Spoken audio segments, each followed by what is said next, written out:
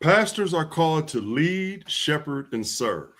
But in today's environment, they're also called to protect. The question is, how do you do that faithfully and responsibly? I want to welcome you to the Faith Secure podcast, where we are watchful, prayerful, and prepared. I'm Dr. Michael Brown. And throughout this season, we've heard from security professionals, emergency managers, and risk experts. Today, we're bringing in a critical voice into the conversation, the pastor. Our guest is Pastor Nathaniel Drew, who's the pastor of the Breath of Life Seventh-day Adventist Church in Memphis, Tennessee. He leads a growing church community and navigates the real-world challenges of balancing ministry, leadership, and safety. Welcome to the podcast, Pastor. What's going on, Doc? Good to see you, man. Always. It's good to be, man. Good to be with you, man. Our conversation today is going to focus on what it looks like to lead responsibly in a church environment where security is necessary, but must also be approached with wisdom and care. You ready to dive right in? Let's do it. Okay.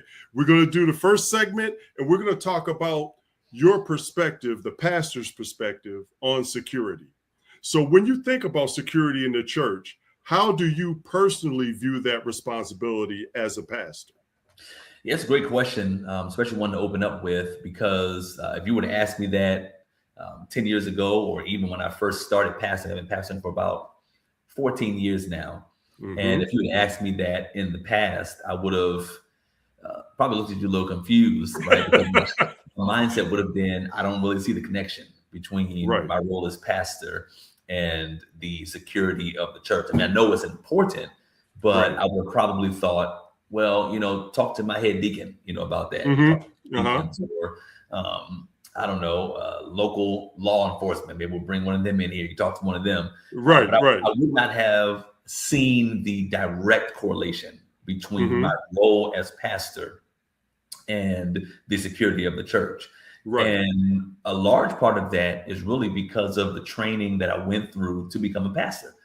Going through 4 years of undergraduate studies in theology, 2.5 years to get my Master of Divinity from the seminary that I attended. So that's 6.5 years. And in 6.5 years of class after class after class and, lecture after lecture after lecture, I cannot remember one class or one lecture or one conversation that had anything even remotely close to the security of the church. Right. Absolutely. I guess it's assumed that that is important, but it was not important enough to be a part of our preparation to be leaders and pastors. So I wouldn't have seen that correlation.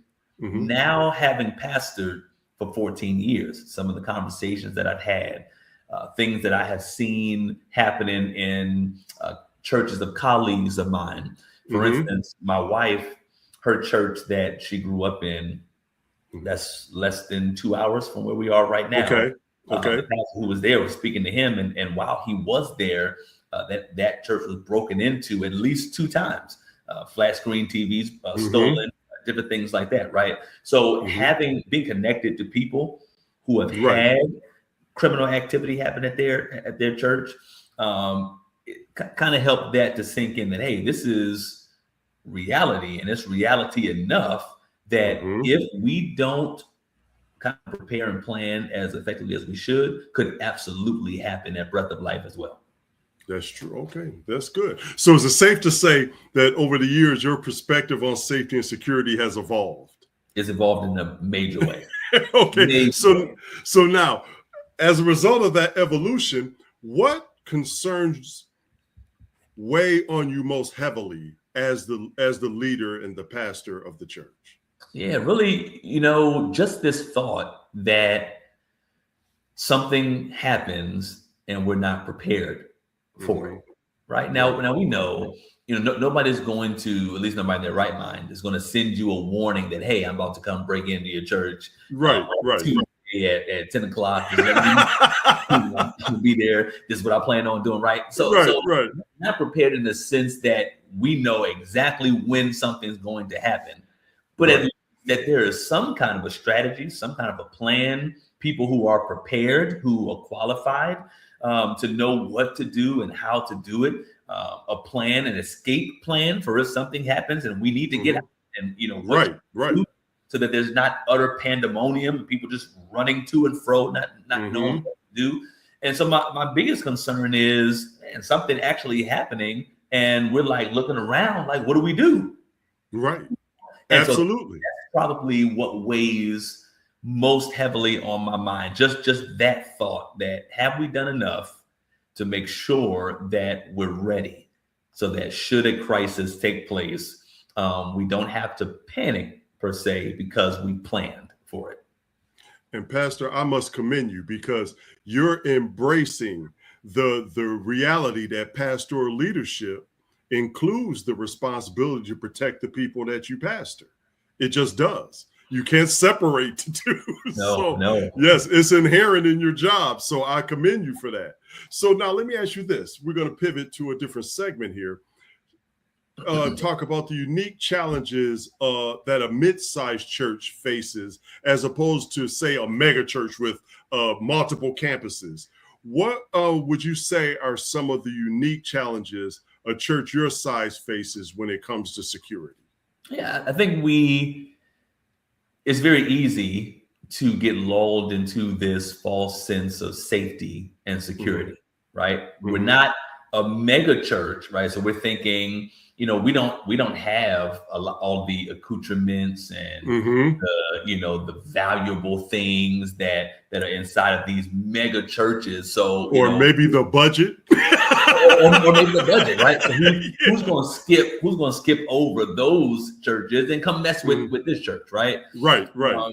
And so we're kind of in this weird in between where we're not as small as some other smaller churches, but we have a great deal of resources and things that are valuable that we have. We're not as big though as mega churches, and so if there was a criminal that was looking to get something, maybe they go to those and so you kind of get lulled into this false sense of safety and security. Not only that, but then by virtue of the fact that we're a church, we're a faith community. And, there was a time where even if someone wanted to cause trouble or, get into mischief or do something, the last place, they're going to think to do it is a church, right? There was a time when there was a general baseline of respect that you afforded to God and the things of God. That's a good point. Right? That's a good point. I might, hold up or rob the convenience store at the end of the corner, but the church that's right down the street from it, that's off limits. Right. We're not in those kind of times, No, we're not. This is such, unfortunately, we live in such an equal opportunity society now where it's just, listen, it doesn't matter if it's a hospital, if it's a home, if it's a church, if it's a school, if it's a store. People have gravitated to a point where it's really equal opportunity. And so as a faith community, we do ourselves such a disservice when we think that, man, when we get into the church, bullets can't get into there, criminals don't come in there, guns don't come in there, right? Nobody's going to, dare try to do something in God's house. And I remember I told you a couple of years ago, we have a church van that goes and picks people up and transports them to our church. One Sabbath in particular, they picked up some individuals, and when they went and they were picking up members of our church. And when they did that, there was just a random man that saw that we belonged to a church and we were picking up some of our members, and he said he wanted to go to church and asked, could he come? And so our deacon who was driving, our bus driver, then the deacon was on there with her. Saying, sure, our church is open to anybody. If you want to come on. And so we came. Now, this was summertime in Memphis, Tennessee. It is very hot in the summertime. And interestingly enough, this man was wearing a trench coat. So he comes, he gets on, he's fine, he's calm, doesn't cause any problems. They get to the church. He comes inside the church, is proceeding to walk inside the sanctuary where our deacons, because they normally are at the front door, kind of when they come in. And when he came in and he's about to go inside the sanctuary with his trench coat on, my head deacon noticed that and said, something doesn't seem right. Yeah. You think? Yeah. 90-something degree weather, trench coat. Right. He said not to alarm, set off any alarm. So he just says, hey, we have a coat rack right here. Would you mind if I took your coat, hung it up for you, and you can come right out and get it when you finish with service? And he obliged and gave him his coat. And upon doing so, he realized that there was a large machete that was in the coat. Now, in his mind, he's like, I don't know what he plans to do with that, or if he plans to do anything with that. We don't know if he suffers from mental illness. We don't know any of those things, right? And so he called the man back out and said, unfortunately, we're going to have to escort you off the premises. This presents a safety hazard that we cannot allow to happen here, right? That I'm saying that to prove this point, that nowhere is off limits in 2026, not even the church. That's right. So now, having said all that, how do you balance being open and welcoming to the community with safety? Honestly, Mike, that's a great question. And I think the best thing that you can do is prepare for that.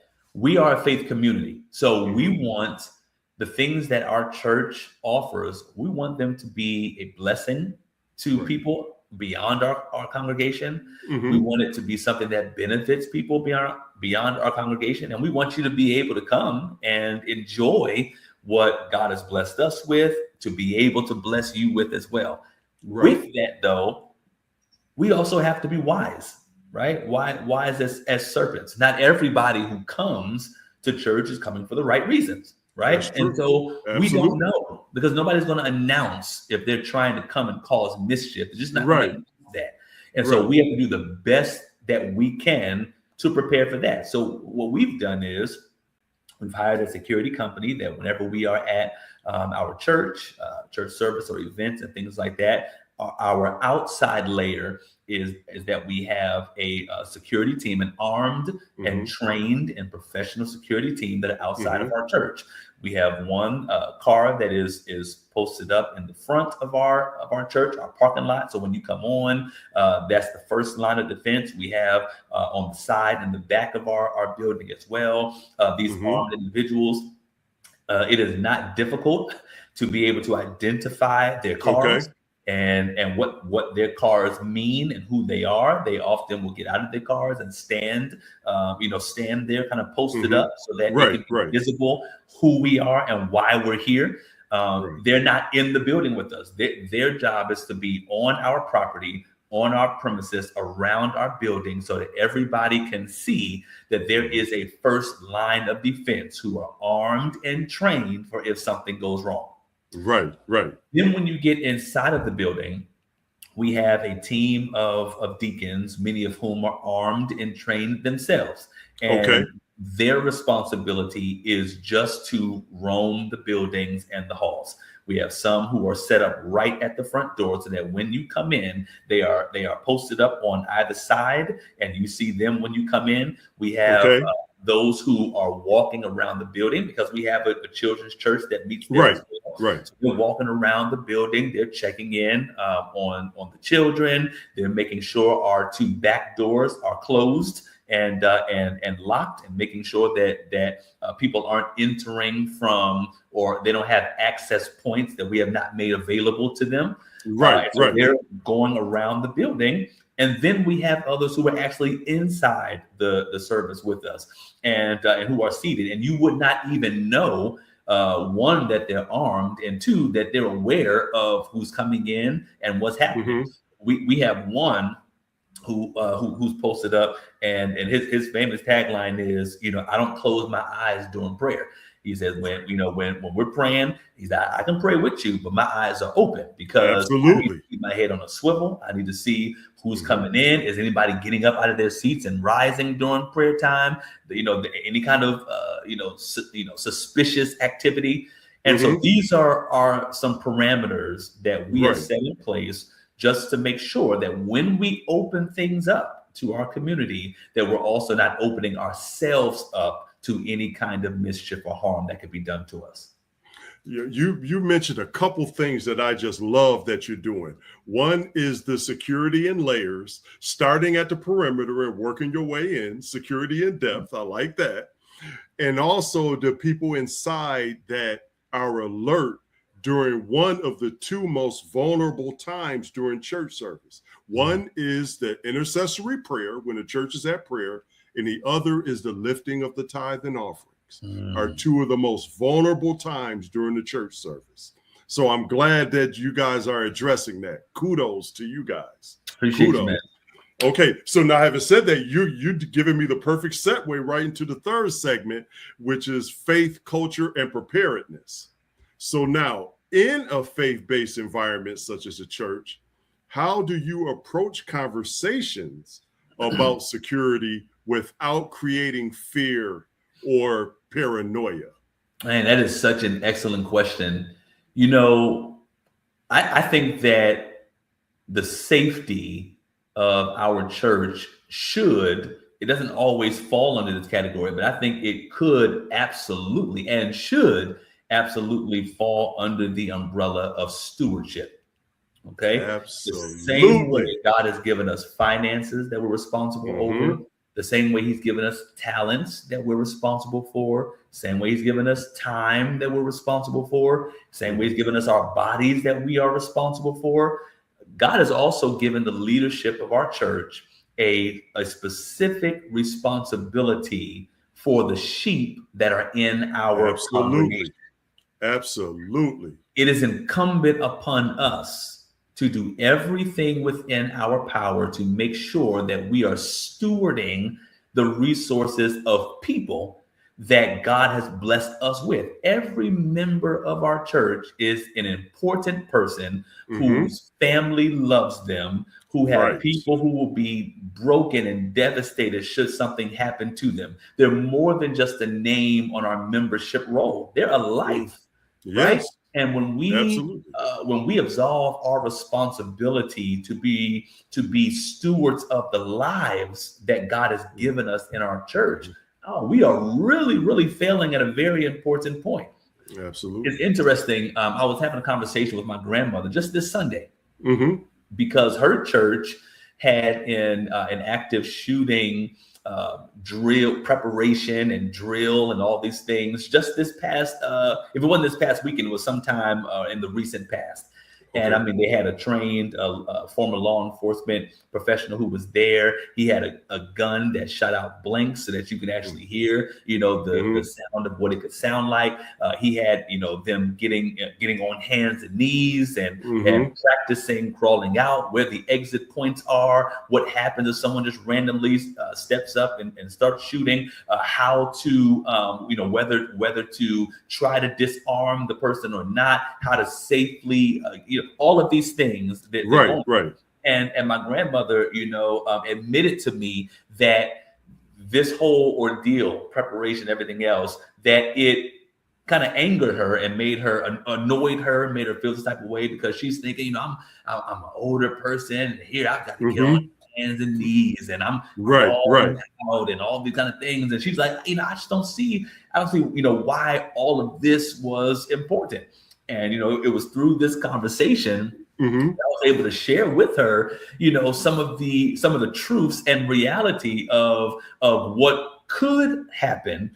Absolutely. Should something happen and you're not prepared to get on hands and knees. You don't know where the exits are. You don't know what to do, where to go, who's going to do what, versus everybody trying to do everything. But you have point people who is going to do what they're going to do. I said, that's the reason for it. And it was after that conversation that she's like, I get it.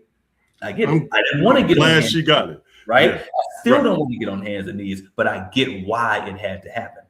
And so we have a responsibility to be open and honest with this conversation in particular, not in a sense, and as I love how you put that, not in a sense where you're trying to create fear, but just like an analogy that I heard you say about the fire extinguisher that you may have in your home, you may have in your church. You're not putting them there because you're praying to God to send the fire,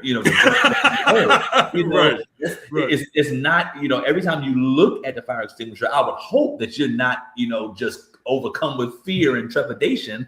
Right. You've got it there, right? Because that's your plan A should something happen. Absolutely. This conversation could be packaged in much the same way. This is not about fear. It's not about wanting any of these things to happen, but we want you all to know that we love you so much and we recognize the preciousness of your lives, that since God has entrusted you to us and we are stewards over you, when you come here to worship, we want you to come to worship without fear, right? And without trepidation. And in order for us to do that, we've got to set some parameters in place to give us the opportunity to do that. I'm going to tell you, Pastor, you just answered about 3 follow-up questions that I had just in your explanation, from everything about how you encourage awareness, how you communicate preparedness to your congregation. And then you said preparedness is not fear, it's stewardship. And that is so true. That is so true. So let me ask you this. We're going to do it a different way. I'm going to give you a scenario. Okay. Okay. So now, this scenario involves the hesitant leadership team. Okay. All right. So a church leadership team recognizes the need for improved security, but hesitates to act due to concerns about cost, perception, and maintaining a welcoming atmosphere. So the question I have for you, what stands out to you in this situation? The first thing that jumps in my mind is the ultra concern about all the wrong things, right? When I'm thinking about cost, even if we just talk about the cost of bringing somebody in to train and prepare us to be ready, I can almost guarantee that whatever that cost would be, it would be significantly lesser than going without a plan, an active shooter coming, actually taking the life of someone. What that is going to cost, funeral arrangements, and whether that person had insurance or not. And we actually had a family who had a loved one who passed away who did not have life insurance. So now they've got to come out of pocket together to give the money to make sure that they're buried the right way, that the funeral home gets what they need, that the insurance is accommodated for. And so I guarantee that the cost of losing a life would be much more significant than whatever cost that we would pay on the front end to bring someone to prepare for that. Right. But we're thinking about cost. We're thinking about perception. How might this be perceived? Respectfully, I can't be concerned about how this will be perceived because, again, and you and I talked about this before, as the leader, everything starts and stops with the leader, right? When things are going well, the leader gets praised, and he or she gets recognition when things are going well. However, when something goes wrong, then the leader also gets the blame, right, for when things go wrong. So from a perception standpoint, if an emergency happens that we're not prepared for, and then something tragic takes place because we're not prepared for it, how is that going to be perceived? Absolutely. Yes. Because the family members of my church family who will be upset and angry and sad if someone in my flock their life is lost, they're going to look at leadership, right? Why wasn't something done? Why weren't you prepared?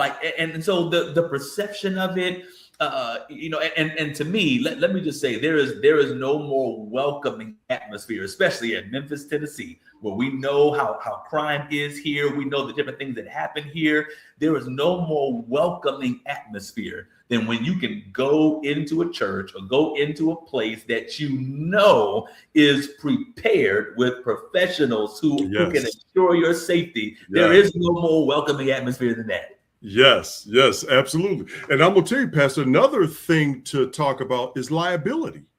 If you're not prepared, something happens.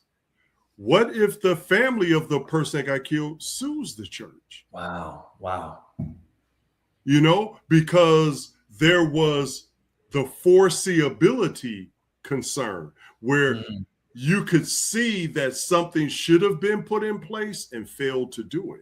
Now the church could be liable. And that, again, is significantly more expensive than bringing in somebody to do a security assessment. Come on, man.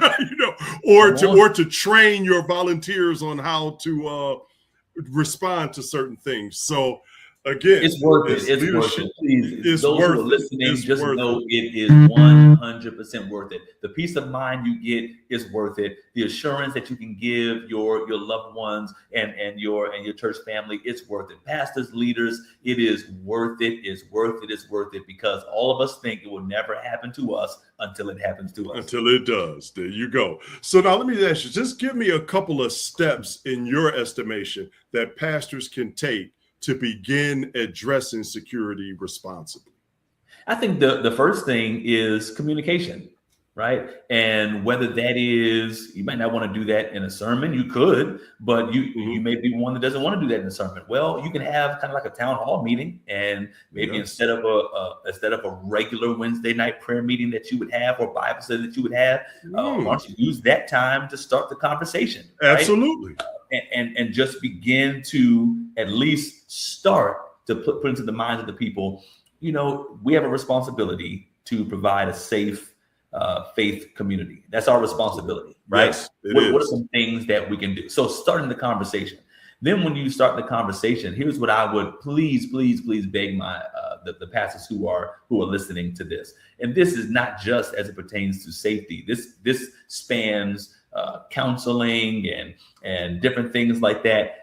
If you know that you are not qualified in a certain area, please delegate that responsibility to somebody else. If you were not in law enforcement, if you have no kind of security or safety background, right? No experience in that. Dr. Brown has been a detective in Buffalo. He has had his own business for a while. He has seen things that I have never seen. He has helped people in ways in regards to safety that I've never even dreamed of, that I've only seen on movies and television. He's seen it in real life. So I'm saying all this to say, unburden yourself by finding somebody who knows what they're talking about. Right. Experience, who have expertise, bring them in. So what we can do is we can at least start the conversation. I can do that. I can start the conversation. We can talk about even some of the other churches, like the one in South Carolina, right? Where these things have happened. I can at least have that conversation. But the next step is going to be now preparing you. That's beyond my scope of competence. Right. But I can bring in Dr. Mike. I can bring in, somebody who's trained, and then let them unburden me by taking the responsibility on themselves to do what they've been trained to do. Yes, sir. And then the last step will be listen to what they say and do it. There you go. So that again, you're the perfect guest, because you're segueing me right along. So let me ask you this. This is a closing segment here. Just a reflection question. What encouragement, Pastor, would you give those pastors who know they need to address security, but they don't have any idea where to start? What encouragement would you give them? What I would give to you is this. You have a very awesome responsibility. And I need you to understand that your responsibility is more than just spiritual. Okay. That encompasses so many different areas in life. You are absolutely a spiritual leader. However, in the day and time in which we live, there's much more that's required of us. For us to know the threats and the dangers that could happen and refuse to do anything about it.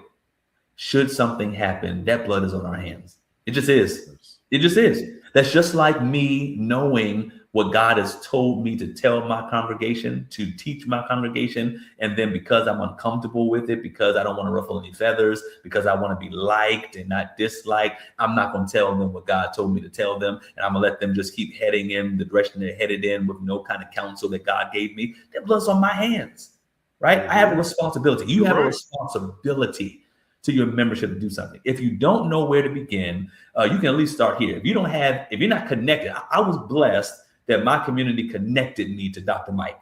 It just worked out like that. Maybe you're not in a situation where you are able to rub shoulders with somebody like him who knows what he's doing.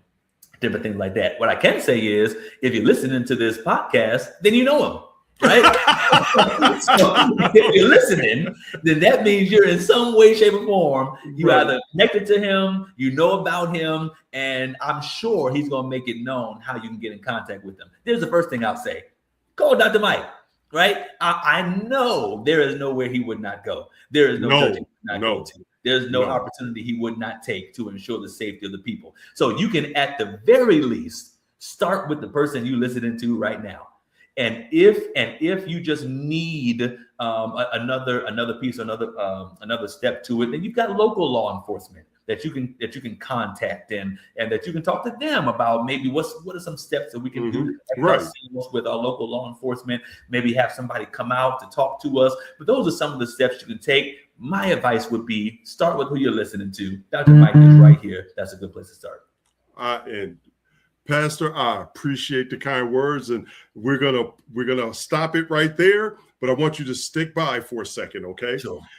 Because I want to talk about the reasons why I'm bringing people like you on, and the reason for this whole podcast is to bring leaders together from different disciplines, pastors, emergency management personnel, security specialists, counterterrorism people, and how that deals with houses of worship, because this is not just a security conversation, it's a leadership conversation.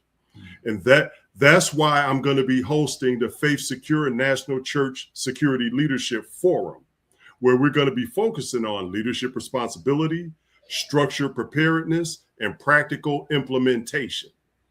So I want to thank you, Pastor Drew, for spending time with us. You did an awesome job, sir. Thank you. Thank you. Okay. And I want to thank you, the viewers, for enjoying this podcast episode with us. If you want to receive a free Faith Secure security snapshot for your church, please go to mdbconsultingagency.com/Faith Secure. Until the next time, remember to be watchful, prayerful, and prepared. God bless you.